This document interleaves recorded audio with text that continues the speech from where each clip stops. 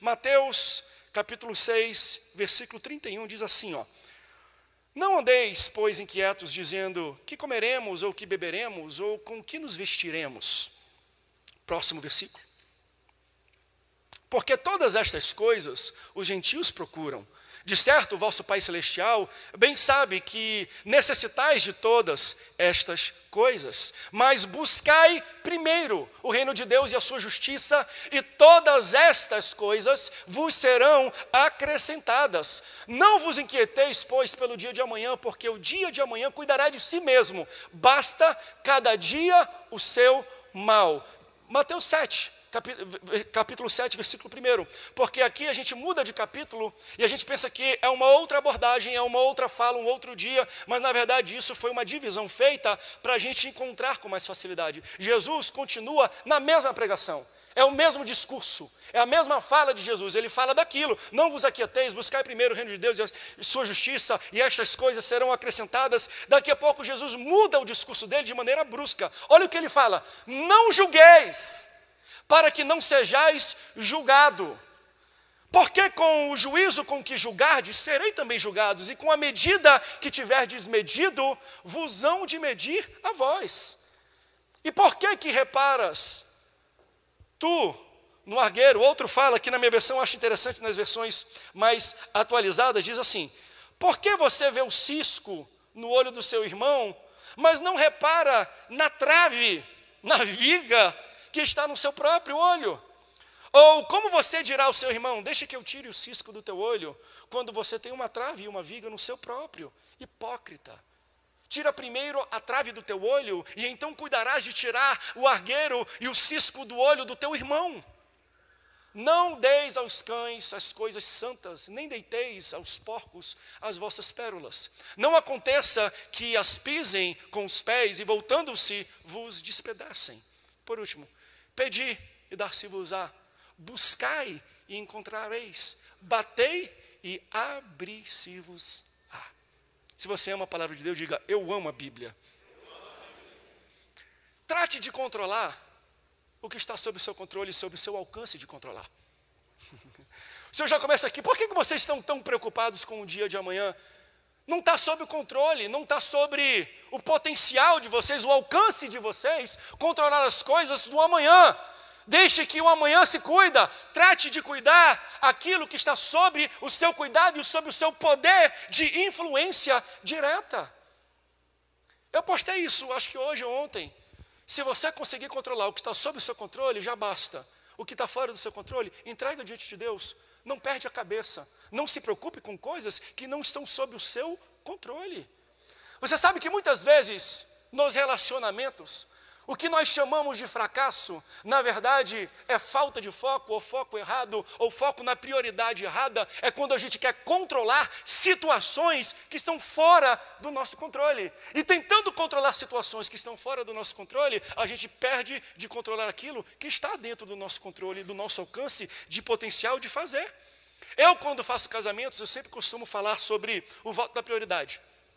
Porque as pessoas, elas, ao invés de buscar interferir aquilo que ela consegue alcançar, aquilo que está sobre ela fazer, ele tenta fazer outras coisas. E os maiores erros do relacionamento estão nisso, quando nós fazemos as coisas certas, nas prioridades ou na ordem errada. Muitas pessoas acham que problema em casa acontece por causa de coisas ruins. E eu prego e eu falo o contrário. As maiores perdas, os maiores fracassos ou falhas que a gente vive dentro da nossa casa não são resultante de coisas ruins, são resultante de coisas boas colocadas em prioridades erradas. Olha o que o Senhor fala: buscai primeiro o reino. Está falando, existe uma prioridade que você precisa buscar no seu relacionamento comigo, e na sua casa não é diferente. Quando você casa, você tem que buscar primeiro a Deus, depois a sua mulher, o seu marido, e depois, em terceiro lugar, os filhos. Por quê? Porque é Deus que te completa, não é o teu esposo que vai te completar, não é a tua esposa que vai te completar. Por mais que você espere isso, por mais que você tenha uma vacância, por mais que você tenha um vazio que você acha que vai ser completo pelo seu cônjuge, nunca vai ser. Por isso, não coloque ele em primeiro lugar acima de Deus. Busque primeiro Deus e a sua justiça, e as demais coisas serão acrescentadas. Ei, você casou? Sua esposa é o número 2, o seu marido é o número 2. Não é o filho, não. Filhos são temporários. Eles nascem, crescem, casam com alguém e vão embora de casa. Sabe quem fica em casa? A tua mulher e o teu marido. Filhos são temporários. Esposo, esposa são eternos. É por isso que a gente vê muitas vezes erros, falhas, cisões em casamento que até assusta a gente. Depois de 30 anos de casado, um casal se divorcia. Larga um do outro, a gente fala, por quê? Porque colocaram as coisas boas em prioridades erradas. O filho nasceu, aí a esposa, a atenção inteira dela vai para o filho. Aí o esposo, quando vê o filho nascer, fala, eu preciso ralar, eu preciso pagar, eu preciso prover, porque eu sou provedor da casa. E ele começa a mergulhar no trabalho. É errado isso? É errado uma mãe cuidar do filho? É errado um pai, um provedor buscar no trabalho para prover para a sua família? Não! Só que eles se mergulham tanto nisso que esquecem um do outro. E quando vê o filho cresce, o filho vai embora e você fica sozinho em casa com uma pessoa que você não conhece mais. Porque você não priorizou ela, não colocou as coisas boas na ordem errada.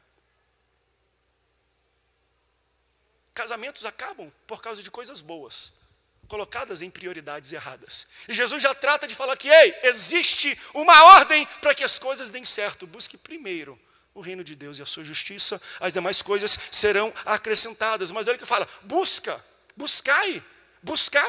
E isso é, talvez, a mola propulsora desta geração, quando a gente fala de relacionamento. Tem algum solteiro por aqui? Levanta a mão quem está solteiro. Levanta a mão. Gente, todo mundo está casado? Glória a Deus.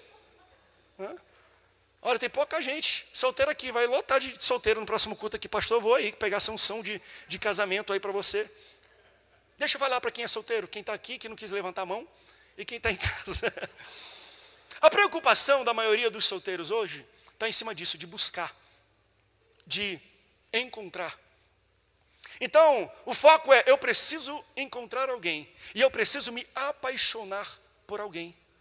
E começa a bater, eu preciso achar alguém, preciso me apaixonar por alguém. Só que eles esquecem que mais importante do que encontrar e se apaixonar por alguém, é se manter apaixonado depois que você encontrou.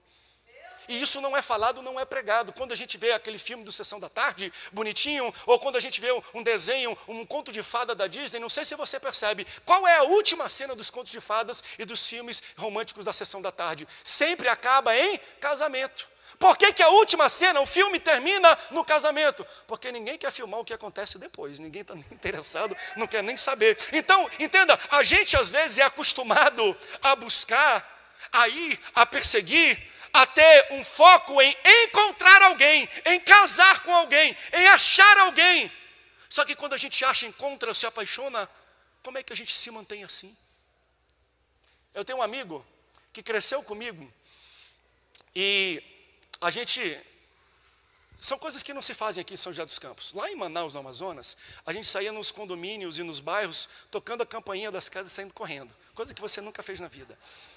Daí a gente cresceu, aí a gente começou a ter casa. E aí começaram outros meninos a tocar a campainha da nossa casa. Aí ele falou, André, eu não aguento mais, eu vou pegar essa molecada aqui. Eu botei até uma câmera para encontrar esse menino, porque ele está tocando a campainha. Aí quando eu chego não tem mais ninguém, lembra do nosso tempo? Mas eu vou pegar esse menino. Aí eu falei assim, legal. E quando tu pegar, o que tu vai fazer? Né? Porque a gente ameaça. Eu vou pegar, botei uma câmera. E quando eu pegar ele, eu falei, e quando você pegar ele? O que tu vai fazer? Tu vai bater nele? Vai chamar a polícia? Vai chamar. O que tu vai fazer quando tu pegar o menino que está tocando a campainha? Sabe que essa é uma pergunta muito difícil para responder para muita gente, para muito jovem. Eu não falei ainda sobre entrar num casal, né, entrar num matrimônio, constituir uma família. Eu estou falando para você, jovem. Você busca muito encontrar alguém. A minha pergunta é, o que você vai fazer quando você encontrar essa pessoa? Se você só foca, se a sua prioridade é encontrar. Por isso eu quero falar 3 decisões aqui.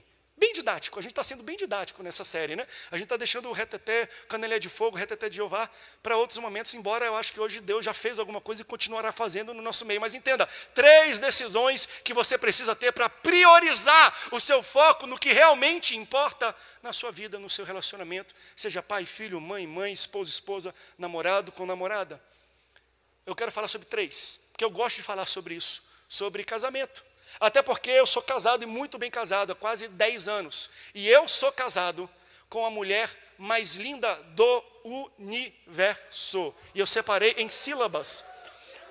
Você sabe que... Não, mas deixa eu falar a verdade, amor. Muita gente fala isso em púlpito e fala por protocolo. Já viu o pastor que chega? Não, estou aqui com a minha amada varoa, minha esposa, a mulher mais linda de São Paulo. Ele fala isso por protocolo. Eu não falo por protocolo, eu falo de verdade. Ela é a mulher mais linda do universo. Porque alguns pastores ainda falam da Assembleia de Deus. Não é da Assembleia de Deus. A Assembleia de Deus é pequena demais para a beleza dessa mulher. Ela é a mais bonita do universo. Já ganhei a noite, eu sinto isso. Você sabe, eu já falei isso aqui, né? Só abrindo parênteses.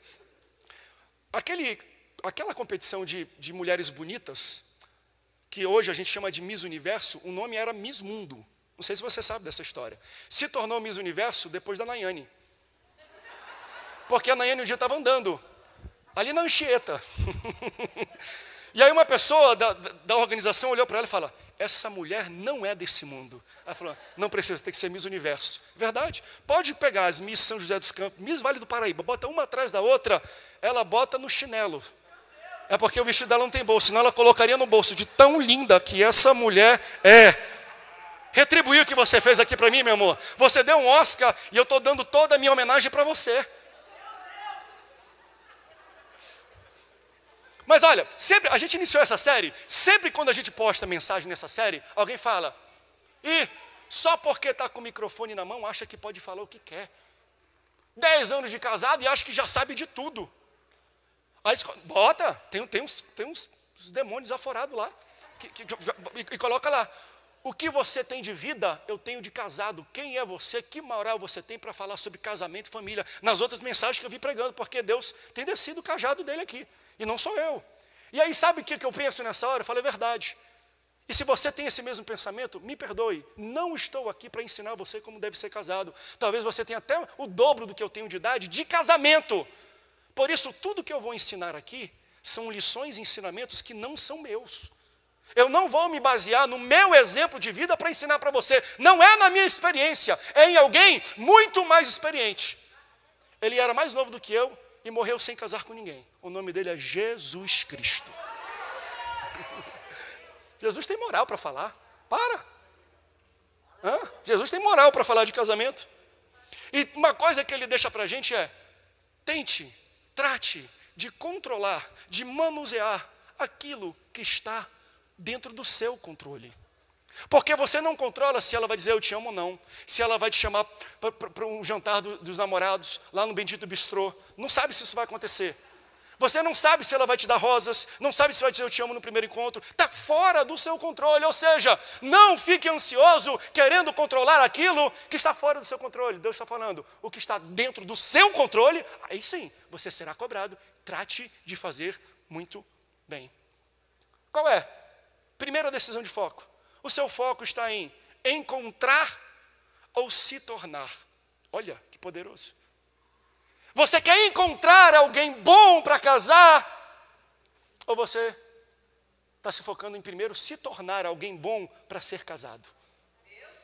Buscai primeiro. Existe uma prioridade. Porque quando a gente busca primeiro o reino dos céus, ele fala: aqui eu boto um ponto que tudo vai gravitar na órbita disso, porque isso aqui é algo sólido. O que ele está falando é: construa algo sólido, que todas as outras coisas virão e vão orbitar ao redor do que é sólido. Mas quando você busca primeiro as coisas, não tem segurança para as outras coisas orbitarem quando elas chegarem. Exemplo: nós buscamos pessoas, às vezes baseadas nas características físicas, e não é errado. Eu estou falando que a minha mulher é a mulher mais linda do universo, eu busquei isso também. Mas às vezes é só isso que a pessoa procura, a mulher mais bonita. O que tem um olho mais bonito, sorriso mais bonito, o que tem um sobrenome, o que tem conta bancária, a mulher que tem um corpo mais escultural. Nós procuramos isso porque nós achamos que é isso que vai dar para a gente felicidade no relacionamento. A gente busca nas coisas a centralidade do que vai preencher a gente do nosso vazio e vai nos trazer felicidade no relacionamento. Mas aprenda isso: felicidade não é encontrar a pessoa certa, felicidade é se tornar a pessoa certa. Se torne a pessoa certa. Você precisa ser feliz e se aceitar primeiro. Até porque, já que a gente está falando disso, vamos um passo além. Se você encontrar a pessoa certa e você não é a pessoa certa, o que você vai fazer com essa pobre pessoa certa? Entende? Você quer ser feliz na vida? Primeiro, se torne alguém que mereça ter alguém, ao invés de procurar em características nas outras, ou nas demais, ou nas estas coisas que é citado no texto. Deus está falando, antes de encontrar, trate primeiro daquilo que está sob o seu controle. Você não tem controle sobre como a pessoa é, qual a característica dela, qual o caráter dela. Você não tem controle disso, mas você tem controle de uma coisa: quem você se torna, quem você é, que tipo de homem, que tipo de mulher, que tipo de pai, que tipo de mãe, de marido que você é. Trate de se tornar a pessoa ideal para alguém encontrar e casar.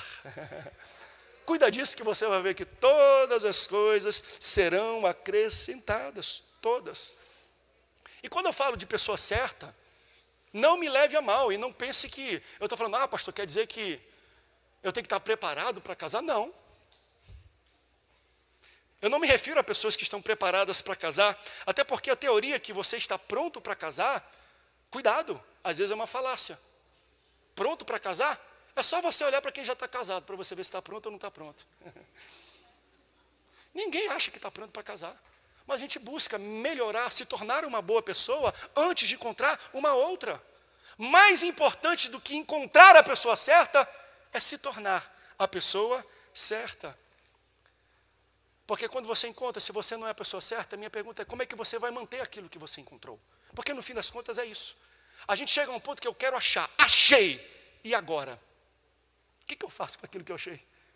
Se eu não sou a pessoa correta, se eu não me preparei para isso, se eu não busquei com prioridade as coisas certas, entendeu isso? O foco é esse. O seu foco deve ser em controlar aquilo que você pode mudar em si próprio, em ser uma pessoa melhor.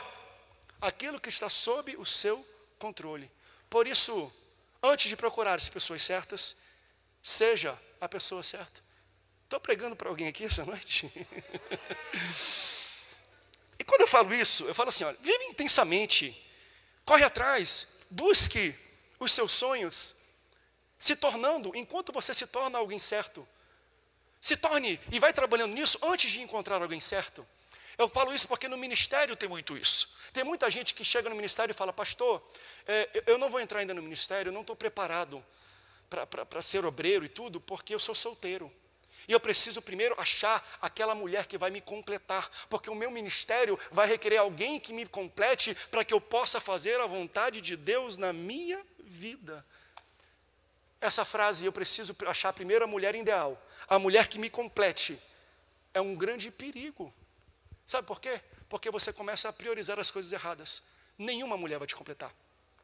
Nenhum homem, vamos falar a verdade. Ninguém vai, quem completa é Deus. Por isso que ele fala, busca primeiro a mim. Essa ideia que você está incompleto se você está solteiro é uma grande mentira de Satanás, porque você fala, isso vai me manter longe do trabalho de Deus até eu achar alguém, e você evita entrar e mergulhar nos planos e nos projetos que Deus tem para a sua vida, porque você acha que você está incompleto. Trabalhe na casa de Deus, que Deus vai te moldando e vai te tornando uma pessoa melhor, vai te tornando uma pessoa extraordinária, e quem sabe no banco da igreja, onde você se torna uma pessoa melhor, você vai encontrar uma mulher que olha em você o valor que você tem. Fala a verdade, gente. Não é uma grande maluquice a gente falar que a gente é incompleto porque a gente não é casado, mas a gente adora um Jesus que nunca casou durante toda a sua vida. Não é maluco a gente falar isso?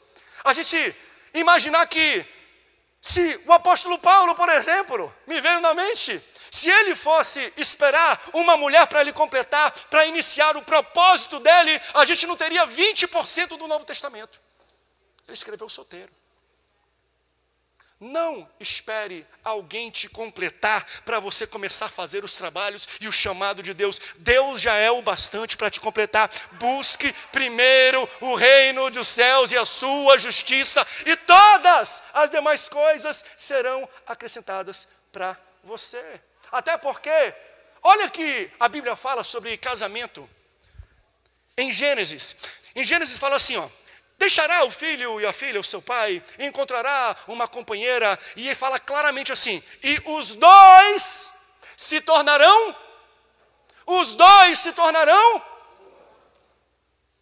sabe o que não diz? Que as duas metades se tornarão algo inteiro, não diz isso. né?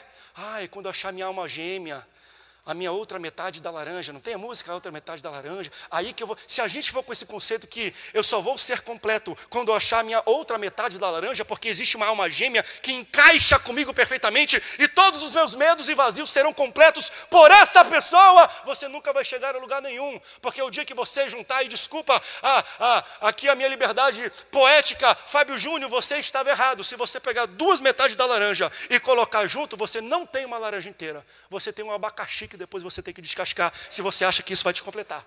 Fala para a pessoa do teu lado, está casado? Descasca esse abacaxi aí. Acredita e vai.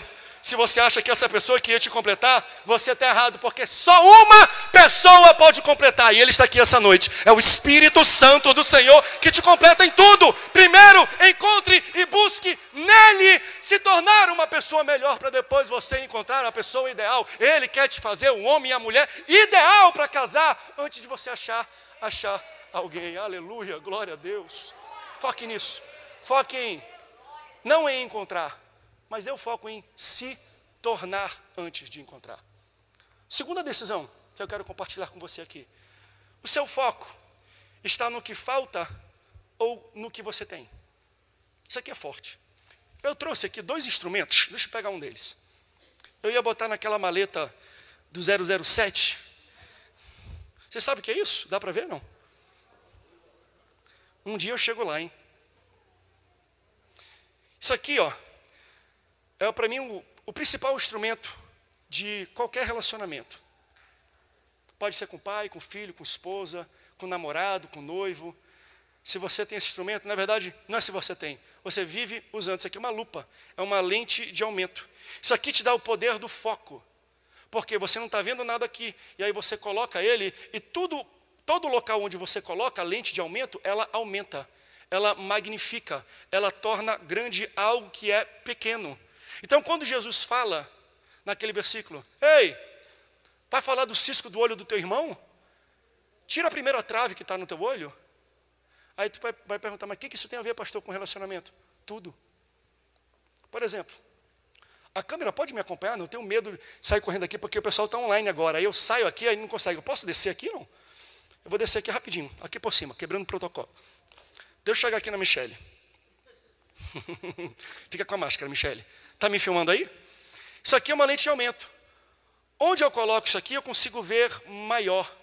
Então, olha que interessante. Olha como esse versículo fala sobre relacionamento. De tirar o cisco do irmão e ver. Por quê? Se eu encontro um cisco no olho da Michele, isso quer dizer que eu tenho que estar próximo dela. Ninguém vê o cisco no olho de outra pessoa se você está longe.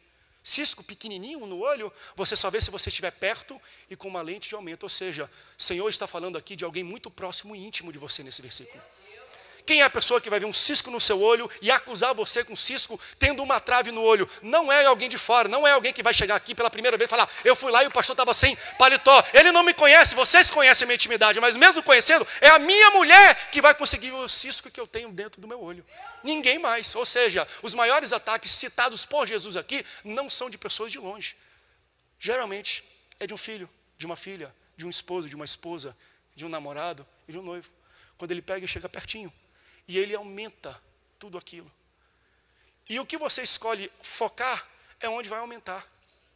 Eu já vi, por exemplo, solteiros falando, pastor, eu estou solteiro e eu preciso casar porque eu me sinto muito sozinho. Porque ele focou na solidão. E aí, eu ouço isso de casados, pastor, eu estou casado e eu me sinto tão só no meu casamento, eu preciso separar e achar uma outra pessoa para me completar. E a minha pergunta é, não é que um está errado e o outro está certo e vice-versa. Eles estão aumentando e focando o ponto errado. Para onde vai o seu foco? Vai para o que você não tem ou para o que você tem? Porque tudo aquilo, deixa eu chegar aqui, Lucas, tudo aquilo, amigo, que eu resolvo aumentar, eu recebo mais disso. Eu tenho isso maior do que tudo. Porque se eu foco aqui, eu não estou vendo mais nada que está acontecendo ao meu redor. E às vezes a gente foca mais no que a gente não tem no relacionamento e torna aquilo tão grande que a gente esquece de todas as outras coisas boas que a gente vive com essa pessoa. Eu posso falar uma coisa? Tem muito mais coisas boas na sua vida, no seu relacionamento, na sua família, com seu esposo, do que coisas ruins. O problema é que a gente tem a opção de focar e aumentar aquilo que a gente tem falta. aquilo que a gente tem uma necessidade, aquilo que a gente fica reclamando em cima das pessoas. E às vezes a gente fala assim, ó, acabou o amor, por quê? Porque eu não encontro nele nada que me agrade. É porque você está olhando no local errado. Venha um pouco para trás, vê todo o desenho e tente colocar a sua lupa, a sua lente de aumento e magnificar aquilo que é bom. Falha no casamento, erro, às vezes não é porque as pessoas estão errando, é porque nós estamos com foco no ponto errado. Quando nós estamos nos relacionando com alguém, sempre vai ter uma lupa, sempre. E você que vai escolher. Qual é o ponto que você quer aumentar? Você quer aumentar aquilo que é bom? Você quer aumentar aquilo que te faz bem? Você quer aumentar aquilo que te traz transtorno e separação? Porque casais são assim. Quando você está casado, eu não sei se você percebe isso. Quando a gente está numa fase da vida, a gente aumenta coisas que depois se tornam o maior transtorno do nosso relacionamento. Você está aqui, quando você conhece a pessoa, fala, olha que cara maravilhoso, tranquilão, leva a vida na boa, não leva nada a sério. Não leva nada a sério, é código de depois de você casar, ele vai ser preguiçoso, fique de olho aberto.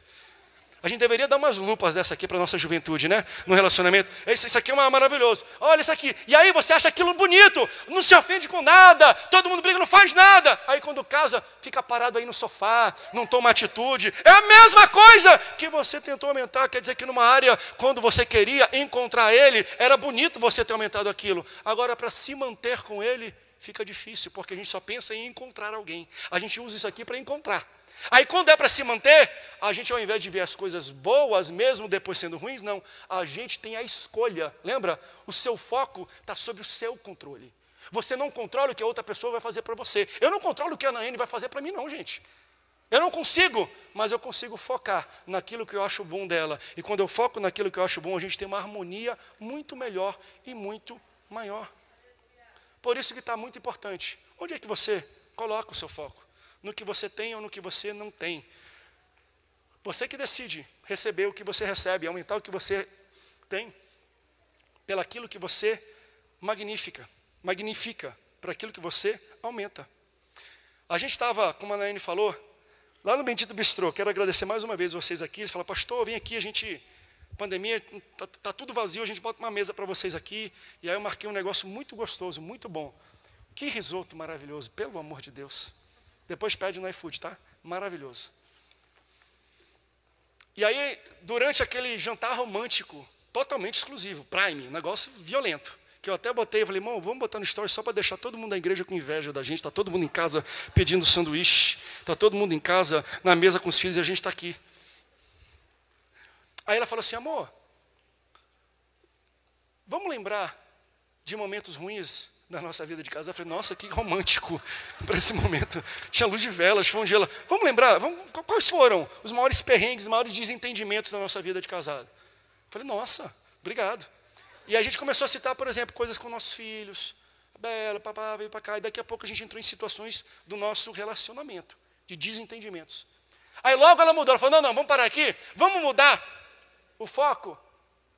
Vamos falar de coisas boas que nós vivemos nesses quase 10 anos de casado. Aí quando ela falou isso, eu saí metralhando ela. Eu lembro desse almoço, eu lembro desse jantar, lembra desse restaurante que a gente foi, dessa viagem que a gente começou a comida. Eu falei, amor, é para lembrar de mim, não de comida. Eu citei aqui, você citou 6 coisas só para comer. Eu falei, amor, o que eu posso fazer? Foram momentos.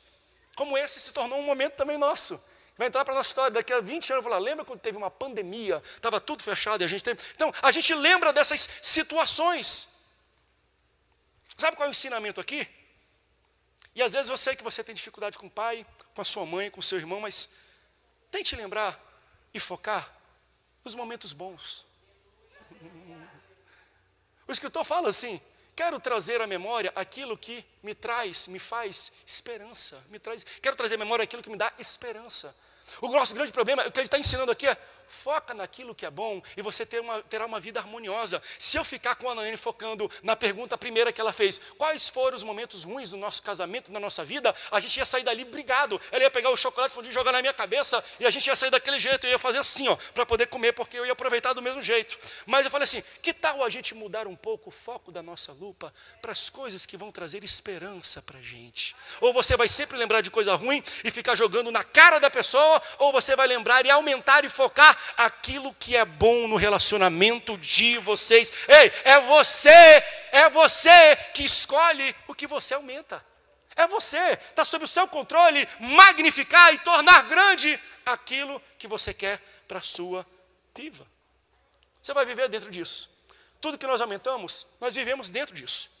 Se alguém fez algum mal para mim, sendo familiar, seja uma outra pessoa desconhecida, se eu focar naquilo e ler todo dia e ficar me remoendo, eu vou tornar aquilo maior do que é e eu vou mergulhar e vou viver numa realidade de raiva, de rancor e de querer dar de volta o troco daquilo que eu recebi. Por quê? Porque tudo aquilo que eu foco eu aumento e tudo aquilo que eu aumento eu recebo mais.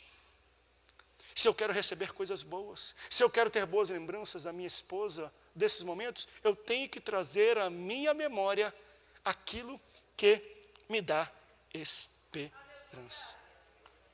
As coisas ruins que acontecem na sua vida não apagam as boas. Por que você só lembra de coisa ruim? Por que no casamento às vezes a gente briga, a gente só gosta de lembrar de coisa ruim e esquece das coisas boas que aconteceram? É como se todas as coisas boas fossem apagadas por um ato ruim. Sabe onde eu vejo isso? Eu vejo isso acontecendo com Naamã.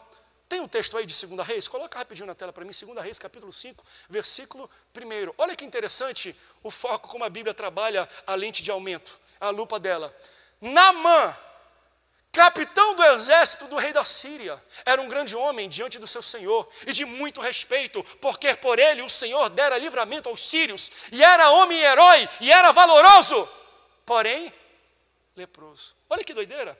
É um texto gigantesco falando, exaltando, botando a lupa naquilo que é bom do homem, mas olha como acaba. Porém, leproso, é como se a lepra dele deletasse tudo aquilo que ele fosse. Assim, às vezes, é no nosso relacionamento. Você tem alguém valoroso, grande diante de Deus, respeitado, herói. Ah, mas ele é leproso.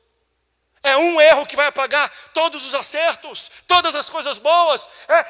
Se tem tanta coisa para eu magnificar e aumentar, por que eu escolho logo a lepra da pessoa? E só te lembrar, todo mundo é leproso aqui, todo mundo tem a sua própria lepra. Ele era leproso por doença, mas tem gente fofoqueira aqui, tem gente mentirosa aqui, tem gente trapaceira aqui. Se eu continuar eu te acerto, vou chegar em você daqui a pouco. Veja, a expressão leproso, não é? No texto, quando a gente lê e a gente acaba, qual é a última impressão? Caramba, esse cara é ruim. Falava tanto, mas ele é leproso. Os poréns da sua vida não definem quem vocês são. As suas lepras não definem as coisas boas que Deus colocou dentro da sua vida. Você pode ser leproso, mas você é herói, mas você é grande, mas você é usado por Deus, mas você é ainda valoroso. Deus depositou, Deus investiu muito na tua vida. Para com isso que você achar que uma lepra vai te tirar do plano magnífico que Ele tem para a sua vida. No livro de Jó, isso está muito claro. O livro de Jó tem 42 capítulos. Dos 42, 35 citam os amigos de Jó. Amigo da onça, não era de Jó não. 35 capítulos, só lascando Jó.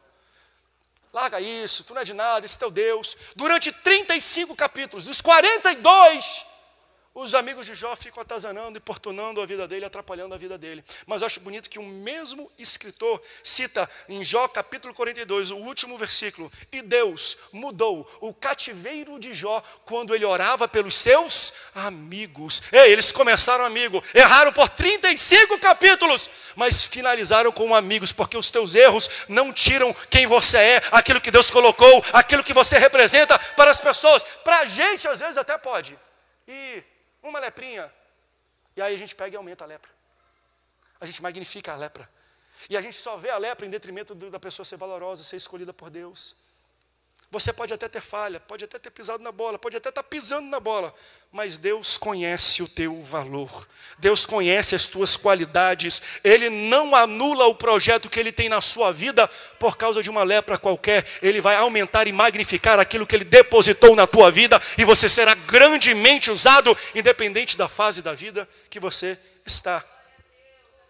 Todos nós temos os nossos erros e os nossos poréns, mas o Espírito Santo, Ele escolhe aumentar aquilo que Ele depositou dentro de você. Por isso que eu acho bonito, eu acho lindo, quando eu leio a Bíblia, eu falo, gente, tem uns caras na Bíblia que, pelo amor de Deus, talvez nem entrariam nessa igreja. Mas Deus fala, não, deixa que eu use esse cara. Aí Ele pega assim, Ele tem um monte de erro? Tem. Ah, mas só tem um acerto. Ok, deixa que eu vou magnificar esse acerto dele e você vai ver quem ele vai se tornar. O que eu vou fazer desse homem e o que eu vou fazer dessa mulher que é rejeitada por vocês, porque vocês escolhem só aumentar o que é ruim. Aumente o que é bom. Foque no que é bom, porque isso está dentro do seu controle. Porque se você vai para qualquer local ou está em qualquer relacionamento buscando encontrar o que tem algo de errado, você vai encontrar. Se você entrou hoje nessa igreja, deixa eu conhecer essa igreja aí, o pessoal falou dela, deixa eu ver se ela é boa mesmo. E se você entrou aqui buscando alguma falha, algum erro, deixa eu poupar o seu tempo e o seu trabalho, está cheio de coisa errada aqui dentro. Tem muita falha aqui dentro. Porque se você entrar aqui dentro buscando falha, você vai encontrar. Olha o que fala o texto no último versículo. Batei, batei e abri-vos-á. Buscai e encontrareis. O texto de Jesus fala isso. Se você buscar, você encontra. E isso se aplica para coisas boas e para coisas ruins. Se você buscar coisas boas, pode ter certeza, você vai encontrar coisas boas nessa pessoa. Mas se você buscar e escolher de vontade própria, porque isso está dentro do seu controle fazer, buscar as coisas ruins, você também as vai encontrar. Por último, última lição para a gente terminar, lição 3. Seu foco está nos outros ou em você? Eu vejo isso nesse texto, isso aqui é lindo. Onde é que está o seu foco? Olha o que diz a partir do versículo 3, a proposta que Jesus coloca no que nós lemos aqui, no versículo 3. Por que você vê o cisco no olho do seu irmão, mas não repara na trave que está no seu próprio? Versículo 4. Ou como você dirá ao seu irmão, deixa que eu tire o seu cisco do seu olho, quando você tem uma trave, uma viga dentro do seu próprio olho? Hipócrita. Forte, as palavras de Jesus aqui. Hipócrita. Tire primeiro a trave do seu olho e então você verá claramente para tirar o cisco do olho do seu irmão. Sabe qual é a proposta de Jesus aqui? Ele está falando assim, ó, por muito tempo você está usando esta ferramenta, mas eu tenho uma segunda ferramenta no relacionamento, quando você chega em fases assim, que tem o mesmo formato, só que tem um foco totalmente diferente. E é essa ferramenta aqui. É isso aqui, ó. Troque a lente de aumento e coloque um espelho. Por que tu está buscando cisco no olho do outro quando tem uma trave no teu? Não é isso que Jesus está falando? Para de querer aumentar o erro dos outros e começa a ver os próprios erros que existem em você. É a mesma ferramenta, só muda às vezes o tamanho ou o formato, mas é quase a mesma coisa. Só que ao invés de buscar nas outras pessoas, trate primeiro de se tornar alguém bom, antes de querer falar se o outro é bom ou não. Pare de querer tirar o cisco do olho dos outros quando você tem uma trave dentro do seu olho. Sabe o que é interessante disso? É que trave ou viga, naquele tempo não era de concreto, era de madeira. Quando a Bíblia fala de trave, ele fala de uma madeira, um pedaço de madeira, uma viga de madeira. O que é um cisco? Não é aquele negocinho de madeira, uma farpinha que entra no olho? Olha que interessante. Quando eu vou para o próximo e acuso ele de um erro ou de uma falha porque tem um cisco, é porque tem a mesma coisa na minha vida, só que muito maior do que na dele. Porque toda farpa sai de uma viga. E geralmente é assim. Geralmente as pessoas acusam as outras daquilo que elas vivem. Acusam as outras das incertezas, das imperfeições, das inconstâncias, porque elas não têm autoconhecimento. Ou talvez são inseguras. Então eu olho para o cisco do olho e falo, mas ela é assim, assim, assim, assim, assim. E a trave que está no teu olho, isso é só um cisco, você tem algo muito maior dentro do seu olho, é por isso que você está apontando para outra pessoa. Olha o que Jesus está falando no relacionamento. Mais importante do que querer encontrar o erro dos outros, encontre primeiro no seu. Volta para aquele primeiro ponto. Ao invés de encontrar alguém, se torne primeiro. Por isso que ele fala, tire a viga que está no seu olho, para depois você ter uma visão, ser uma pessoa melhor e poder ajudar a pessoa que está com cisco. Geralmente quem te condena é porque vive a mesma situação, numa magnitude muito maior, só que você está com uma lupa em cima dela e ela não está nem te vendo direito e não consegue ver aquilo que você está passando, mas só você sabe que você está passando pela mesma situação. Por isso troque uma lente de aumento por um espelho. Porque o espelho é um local onde você olha e você vê as suas falhas. E você vê as suas incertezas. Jesus está falando, para de julgar os outros. Para de condenar os outros. Pega um espelho. Porque antes de encontrar a pessoa certa, você deve tratar de si próprio para você se tornar a pessoa certa. Pode subir, pessoal do louvor? Olha que bonito. E aqui eu termino assim. Para você entender como Jesus, ele usa a lupa, mas para magnificar e aumentar o que tem de bom na nossa vida. Certa vez, os homens da lei vêm com ele para jogar uma pegadinha, porque eles faziam muito isso. Os fariseus chegavam, Senhor, isso, e faziam perguntas para Jesus. E certa vez, ele fez uma pergunta, e olha que bonito, sobre essa questão de autoimagem, e como Deus me vê, e como Jesus me vê. Porque, como é que Deus me vê, pastor? Da mesma maneira que Jesus te vê. Abre a tua Bíblia, aquilo que Jesus diz para as pessoas, é aquilo que Deus pensa das pessoas. E aí, ele chega, aí pergunta um homem assim, Jesus, eu devo pagar impostos a César?